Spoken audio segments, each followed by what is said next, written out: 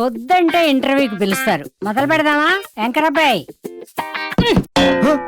ఏంటో తీవ్రంగా ఆలోచిస్తున్నావు ఏంటి?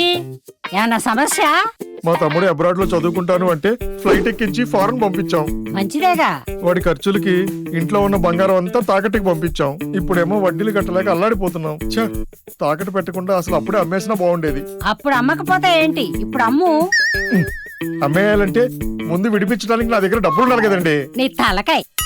ఒక్కసారి శర్మ గోల్డ్ కంపెనీకి ఫోన్ చేయి. నువ్వు తాకట్టు పెట్టిన బంగారానికి, నువ్వు తీసుకున్న డబ్బులకి అక్కడే లెక్క చూసి వెంటనే నీ బంగారాన్ని విడిపించి ఆ రోజు మార్కెట్ ధరకి వాళ్లే కొనుక్కుని మిగతా డబ్బులు నీకు ఇచ్చేస్తారు. నిజమా? Hello Sharma gold.